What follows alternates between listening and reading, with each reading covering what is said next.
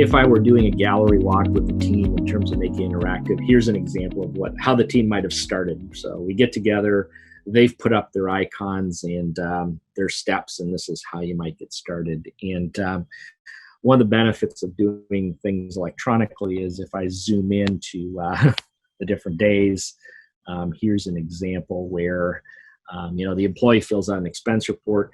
I actually here created my template in PowerPoint.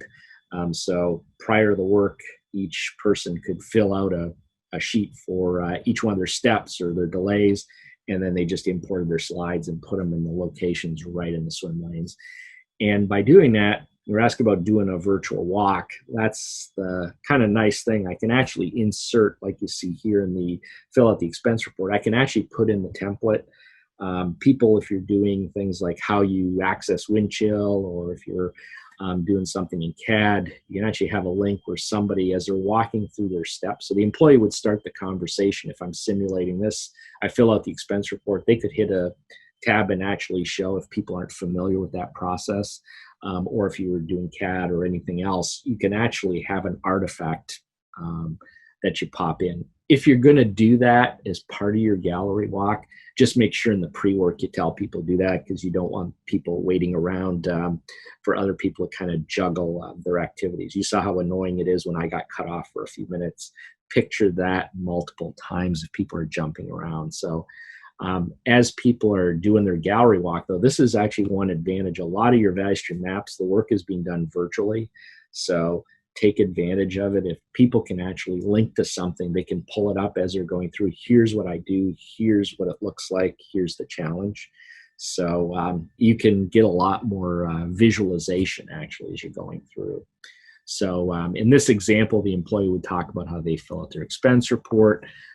They attach the receipts, and then as you kind of saw, things sat on their desk a little bit. Then what's my next step? Well, after going to my meeting, I walked it down to my boss's desk. So, took a walk, dropped it off physically.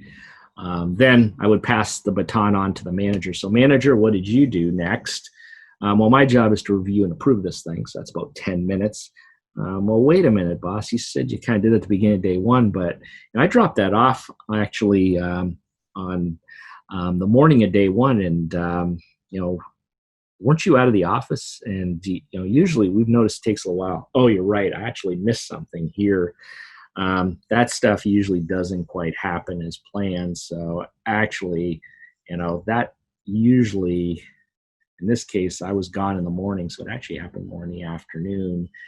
And the reality is, there usually is some kind of a delay. So here's where I'd put a triangle in there. And, typically the manager might say, I look at them about once a day. So the reality is, you probably got a delay of a day or about 8 hours before I typically would look at something like this. You're right, before I actually do my review. Then I kind of put it into the mail. And the mail, well, it takes us 10 minutes sort of, yeah, but how often do you guys pick this up?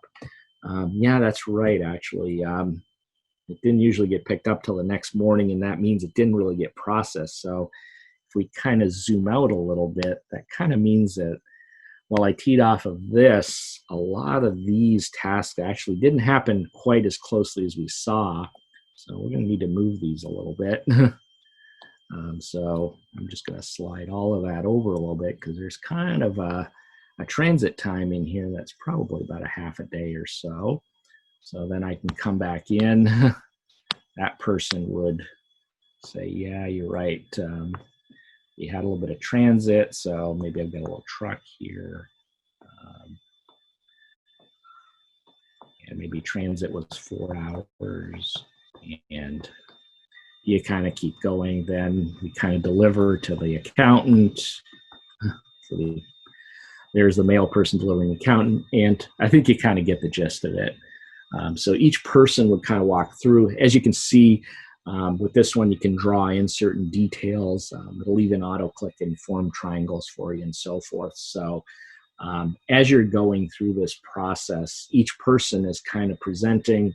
Obviously, you would have more steps than this, and there would be a lot more parallel work going on if you're doing a typical product development one. But having that dialogue and discussion as the person's going through, I think is very helpful in these activities. So making whatever tool you're using should be this kind of interactive where I can pass the pen off or I can pass the screen off to somebody else that seamlessly so they can kind of jump in. So with this whiteboard, for those of you who are in Teams, you can link a whiteboard to your Teams meeting and do it. You can do that same with Excel. You can share that file or whatever other means. I'll talk about some others, but essentially that's that would go on until you're done. So usually do a real map. It would take a little longer than what we just did here, but that would kind of be the approach you would want to take as you're going through this process. So if I come back to my presentation,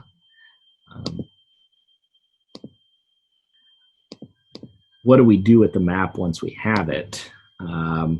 That kind of gets us into the analysis phase. So usually after, like I said, for a current state map and walking through what I just did in a very short period of time will probably take you a few cycles, a few hours at least.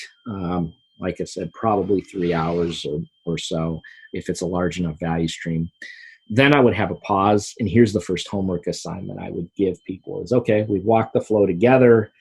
Take a little time to go back over the whole map yourselves, and between now and our next session, take a little time to identify what are some of the wastes or opportunities you see. Okay, so I usually tell teams as they're going through to keep notes anyway, but it's always helpful to have them reflect a little bit. And the action is to go into the map sometime between now and the next session, and on some pink virtual Post-it notes, put the wastes or the issues. But the other thing is also if there's some best practices that we found, it's not all just looking for bad things. We want to standardize the good things that occur in our analyses as well. I find sometimes some really good practices. That's where you would actually go into the map and do that. So again, I'm going to try and simulate that a little bit here. Just bear with me.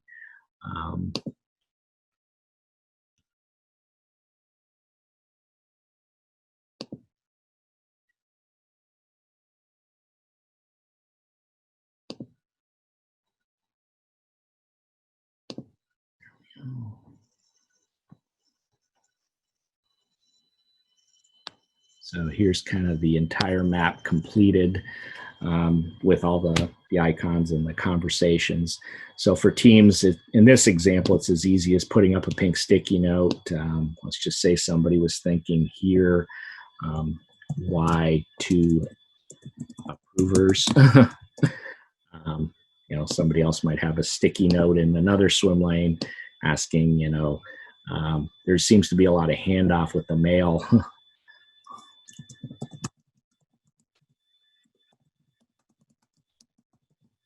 Ways, why not electronic? Somebody over here may say, oh yeah, that's actually this one here. Let's change the color because this is actually a best practice. People like direct deposit. So you might put in something here around direct deposit.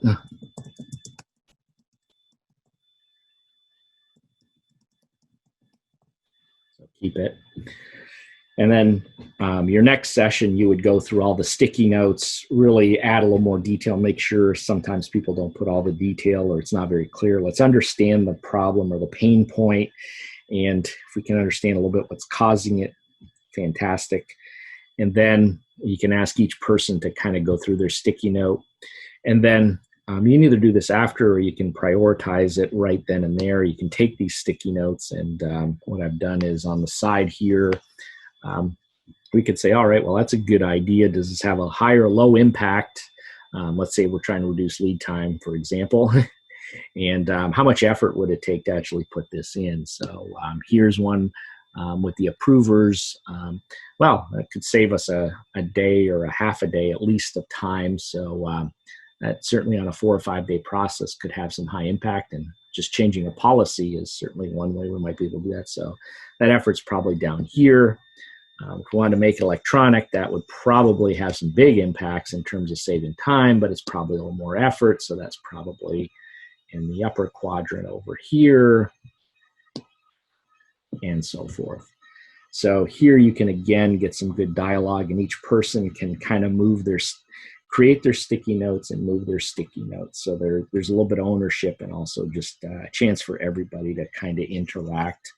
And it's all kind of kept in one nice space that you can then use after the fact. So these are just some examples of how you might be able to do this. So if I come back to our map, this is again just one example of how you might be able to create some of that sense of activity as you're going through.